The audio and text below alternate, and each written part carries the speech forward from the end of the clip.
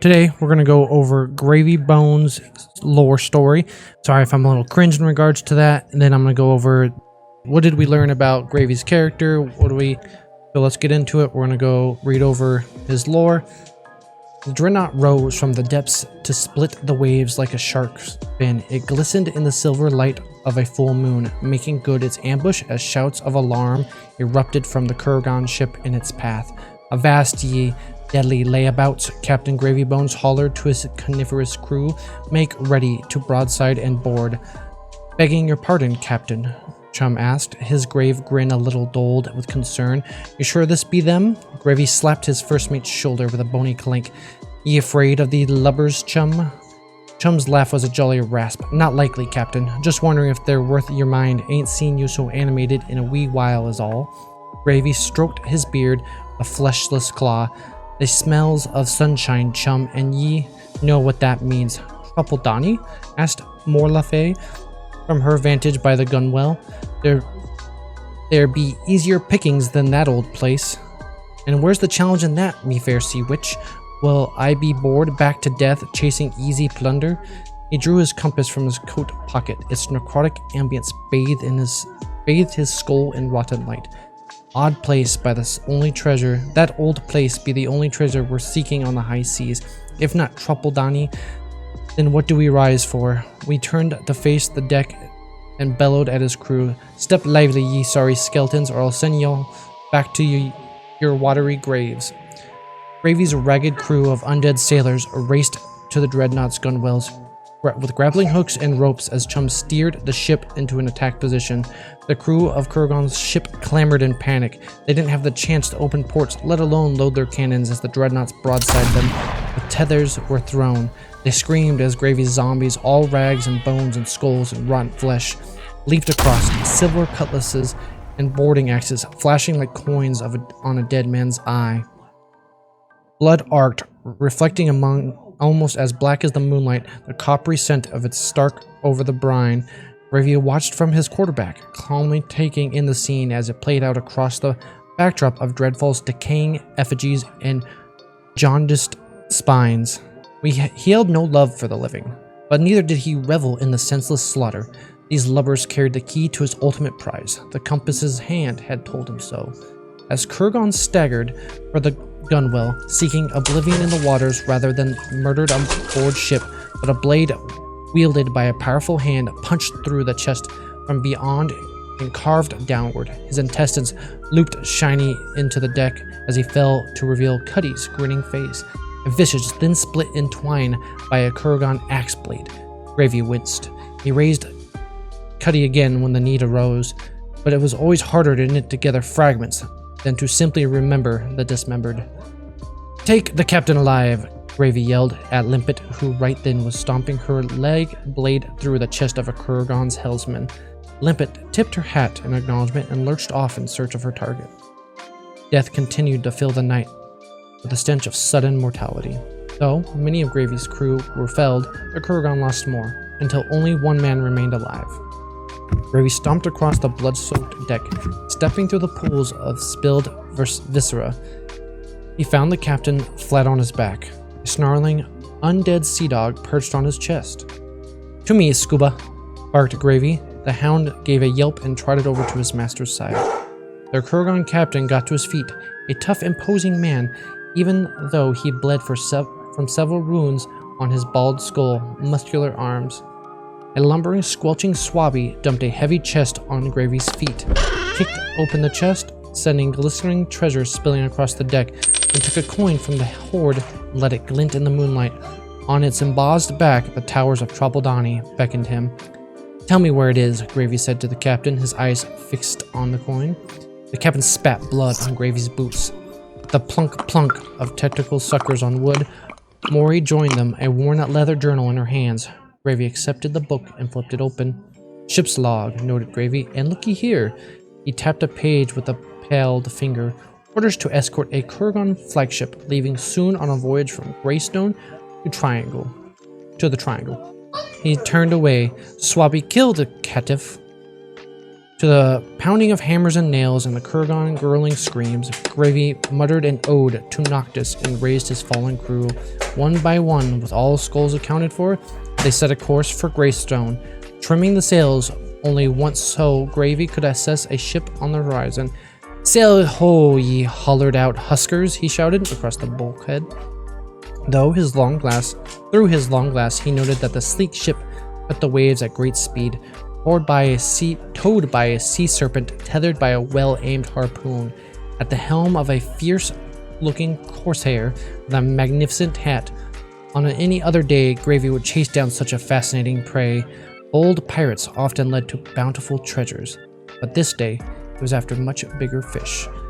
By the evening of the following day, the dreadnought sat snug in a coastal cave, close but concealed from the Kurgan safe port of Grey Hollow, where atop the towered cliffs stood Greystone Penitentiary.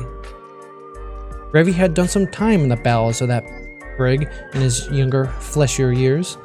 Fate far worse than death, in his humble opinion. But he used that time to read the expedition notes of his compatriots, recording the location of shipwrecks and ruins, studying the treasure in histories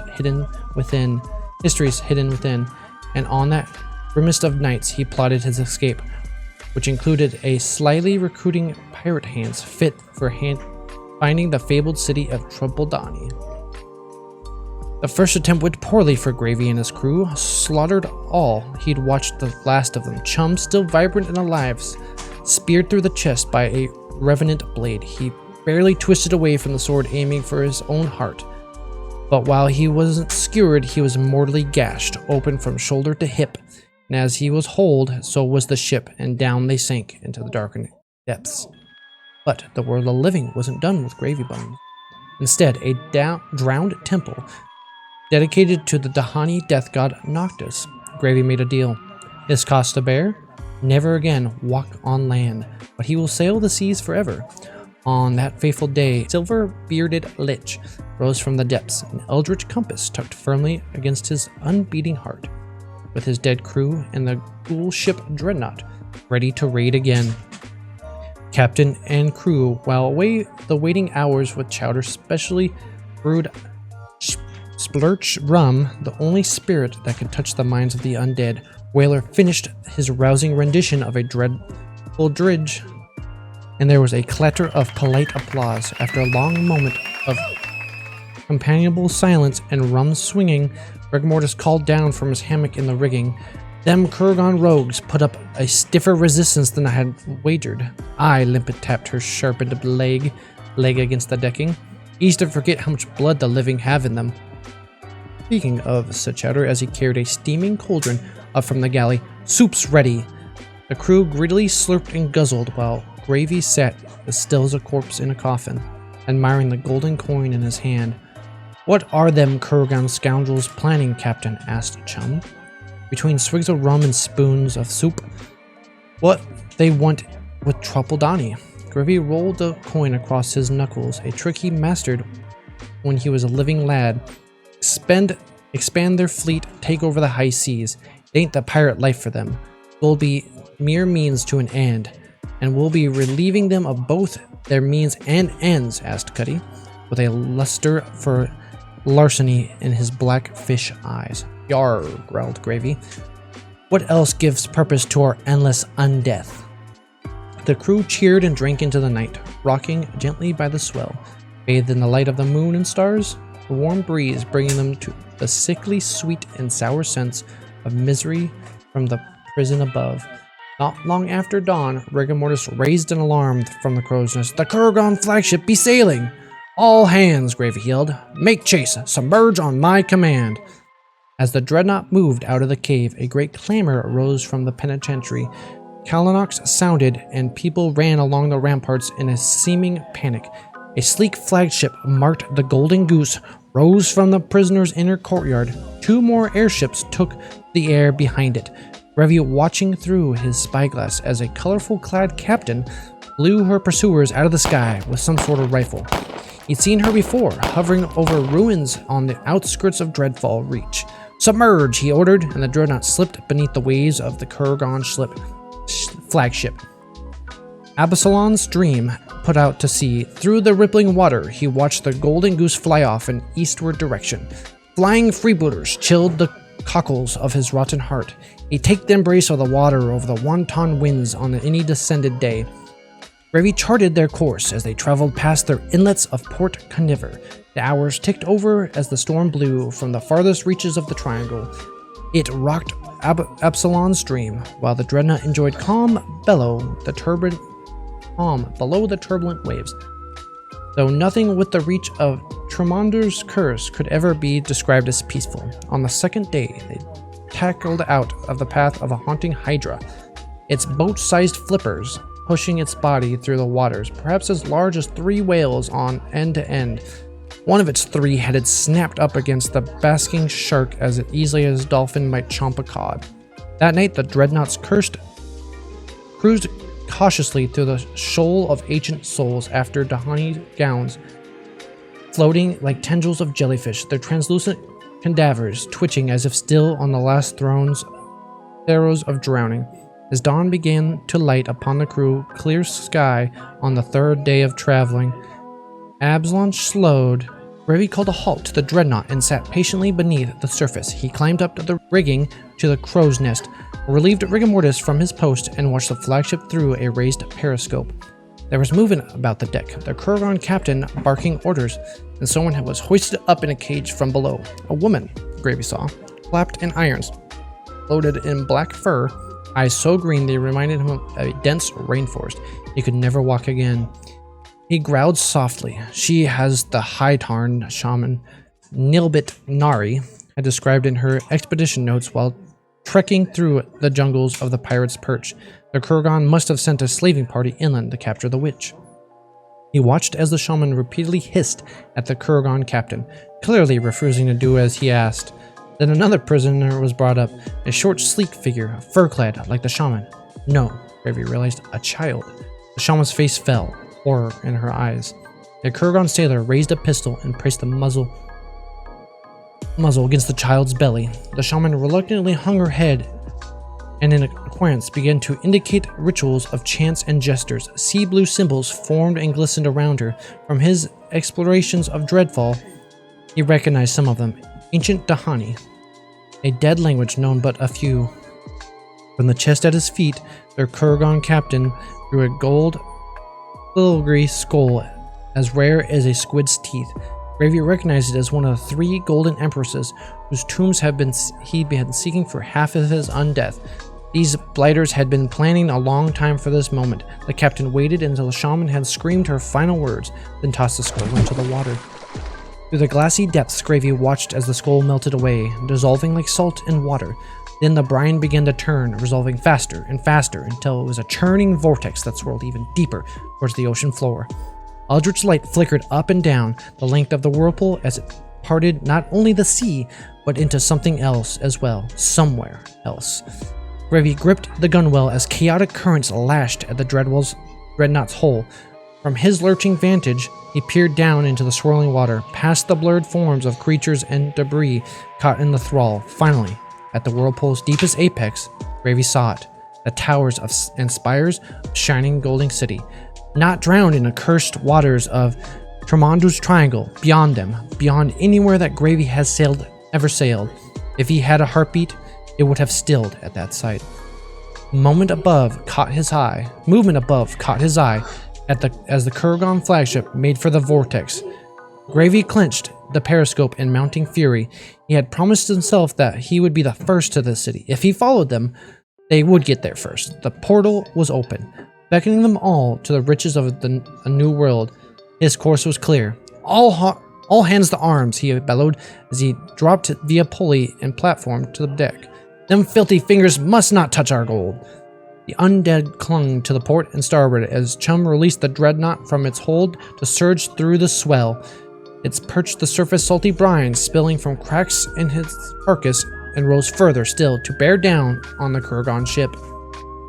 Gravy appreciated the shock countenance of their captain as he hollered for their crew to meet the aggressors. Portholes opened along the starboard side of Absalon's dream as the dreadnought brought to its own gun to bear. Fire at will, Shelley. This crustaceous cannoneer lit fuses, let fly. Wood splintered. Kurgan's sailors screamed. The sharp, burning scent of gunpowder harshed in the early morning air. "Reload!" Gravy cried. "These blanched blaggoners need a little more iron in their blood." But Absalom's Dream had heavier cannons and more bolt holes. It fired again, and a crunch of shattering timber resounded along their hull. The dreadnought listened to port. "I'll shore up, Captain," Swabby shouted as he lumbered below deck. True to his word, the carpenter had the hull patched faster than Gravy could say, "Barnacle me boards." The dreadnought found an even keel and once more bore down on the Kurgan flagship.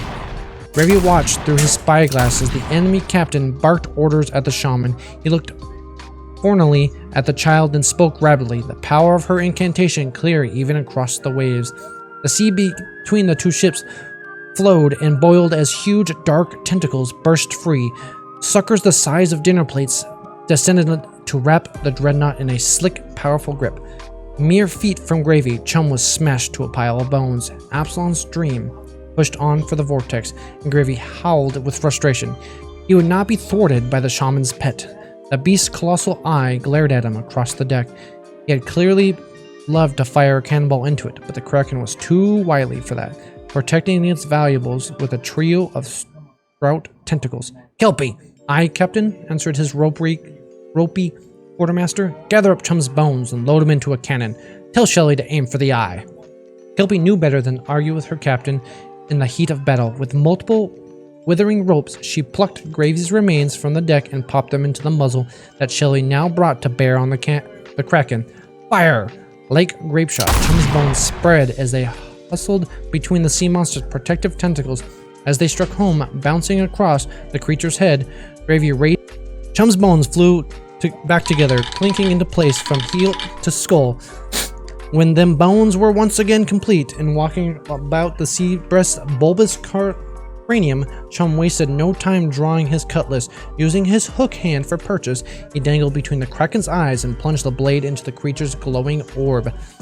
With the sonorous groan, the Kraken's limb went limp, and it slid across the dreadnought's back into the depths. Kelpie threw Chum a rope and hauled her first mate back aboard before he was carried into the brine with the sinking Leviathan. Gravy looked to the Kurgan ship and saw it had gained quite the lead, and almost at the edge of the whirlpool. No, Gravy refused to lose this race. Once again, he raised his compass. Round him, his skeleton swashbucklers dropped to the deck, lifeless. His energies thus mustered, he whispered another ode to Noctis, and poured the life force of his crew into the dead Kraken. It stirred from its descent, then with a twitch of its tentacles, it surged toward Absalom's Dream. "Hold them!" Gravy boomed. The beast burst up beneath the Kurgan ship and hauled it to a halt. "Squeeze the salt from their veins," he groaned. The beast's huge tentacles contracted, crushing gunports, cannons, pulverizing Kurgan gunners where they stood. A sight of relief, Gravy released his control of the Kraken, letting it slip free to drown again. Then he set to the ghoulish work of reanimating his crew. When the last of them had once more staggered up from death, grinning and whooping, Gravy turned to Chum. "Scupper them sea scummers." The battle was pitched, but the remaining Kurgan crew fell to the steady, bloody work of Gravy's pirates. Gravy himself strode across the enemy deck, grim, determined, shoring up his ebbing energy. He saw the captain pull the shaman from the cage, high on the quarterdeck. Above the captain, a monkey clambered up the forward rigging. Strangely, the child was nowhere to be seen. The pistol now pointed at the shaman's head. Gravy knew full well that what would happen if the sailor pulled the trigger. Even if he raised her from the dead, no head meant no knowledge left to share with him, arcane or otherwise. "Stay thy hand, wrench!" Gravy howled, desperation spurring up the stairs, but the captain nodded at the sailor with a click and bang, reduced the shaman's cranium to red and gray mist. Above them, the monkey screeched, and before Gravy's awestruck eyes transformed into a winged chirp-whisk and flew off into the bruised clouds. "Rigor mortis!" barked Gravy. From the rigging above, the zombie dropped like a diving goal and splitted the captain from head to hindquarters with his cutlass. When then wrenched his blade free, the wet rasp and swiped the head off the sailor before he could reload his pistol. Gravy spun on his heels, back to the ship. Gravy bellowed to his crew, "Make for the vortex!" Leaving Absalom's Dream to sink in her wake, the dreadnought sailed hard the spinning whirlpool. The ship pitched forward, hauled into the spin. After a swift descent, the dreadnought's bow struck the nadar of the whirlpool, and through the churning waters, Gravy spied the fabled Tripledani. His life and undeath's quarry, pearl towers, rose into sapphire sky. Domed roofs glistened with opal and diamond. The streets themselves paved with platinum. "Hold her steady," Gravy yelled. The dreadnought was slipping backwards. The vortex was failing, sucking his ship up and away, intent to returning to her reality. "Kelpie," he bellowed. "Lifeline." Rope whipped around his waist and tied itself off. At the other end, the quartermaster lashed herself to a mast. Gravy tipped his hat to her, then dove down overboard. Through the swirling water, he left the warmth of sun-drenched sand. He felt the warmth of sun-drenched sand. He swam toward it and reached out until his finger combed through the grains. The pain was instant and agonizing. Every bone in his body shivered. Some flaked away, flecks drifting like salty spray on a stormy night. This was Noctis' skiff and her curse. Eternity at sea, certain death upon land. Yet he clawed up on the burning beach, searching blindly, grasping, till his fingers finally hooked onto something, a chain, palent with the promise of gold. With the last of his waning strength, Gravy tugged on the rope, signaling Kelpie to haul him back. As his crew brought up his final heave-ho, the dreadnought burst through the water, bubbled up the clamoring surface. The whirlpool became nothing more than a ripple. The sea grew still. Tripledani was gone. "Arr, behold," Gravy wheezed. "Becalmed we might be, but we aren't buried yet." He raised the prize for all to see. The pendant glistened in the light, the purest, brightest gold any of them have ever seen. He had done it, Gravy Bones. The first pirate to reach the place of legend. One of the rarest Dahani treasures now lay in his undead hand. "Aye," Captain agreed, chum. "She's a beauty.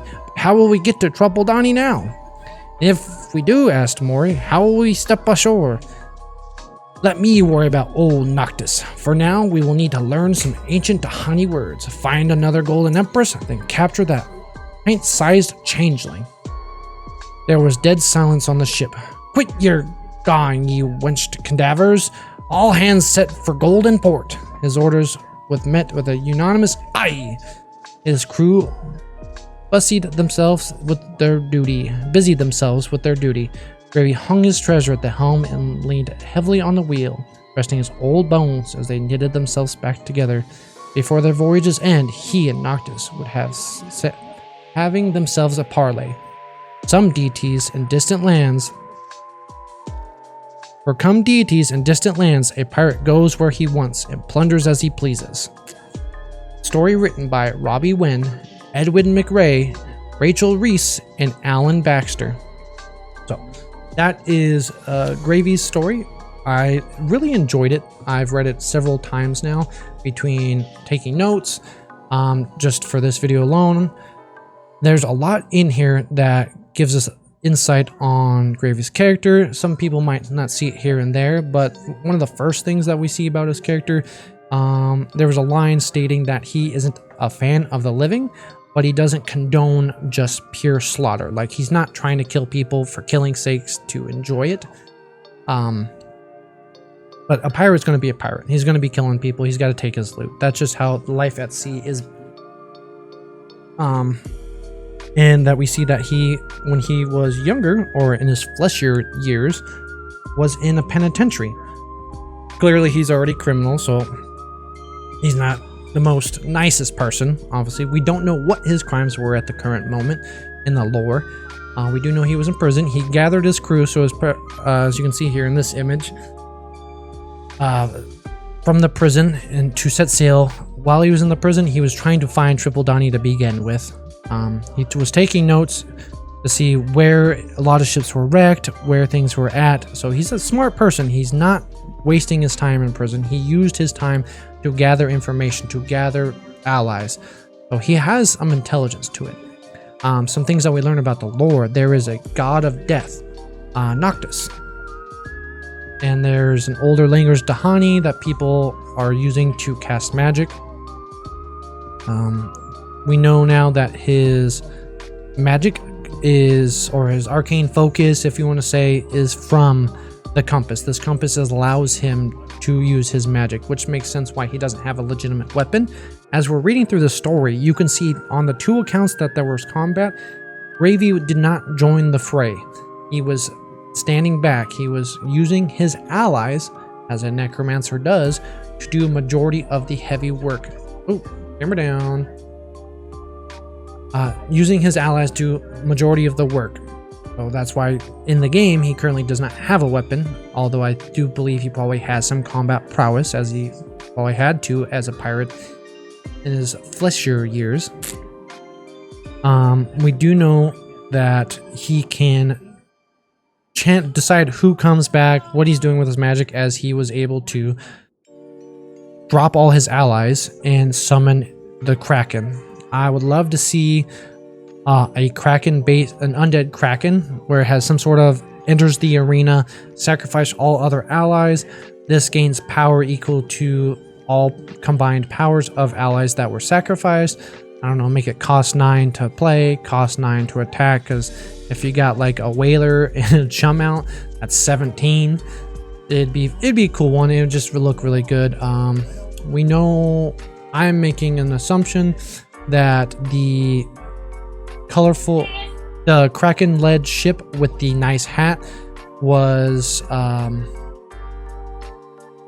the pirate with the fancy hat, or the hat that he liked, was Marlin, as their hat are similar, like the one she's wearing with the one that he has in his younger image. They are fairly similar. And then the one that was at the prison, which I should curious what Puffin was doing by the prison. I don't know if there's a whole lot of loot. Granted, maybe the prison's not the only thing there, they just happen to be nearby. I think that was Puffin there talking about the colorful captain. I think I skipped a portion of the story somewhere by accident. But even Gravy's like, I'd rather... There was a part where Gravy was talking about where he didn't want to be in the didn't want to fly in the ship. He'd rather take the waters than be flying around in the sky. And when you find that Scuba is Gravy's dog.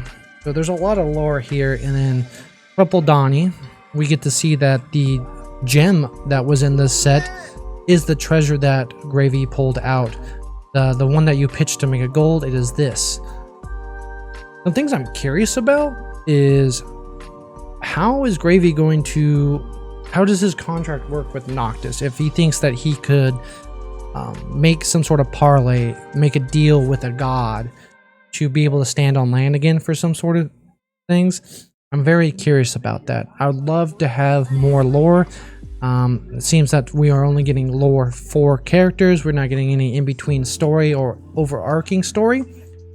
We're gonna go on some tangent here, because that's all I could really pull about Gravy. But something I would love to see when it comes to lore is how we have like the D&D books, and we used to have Magic the Gathering books before they turned to crap.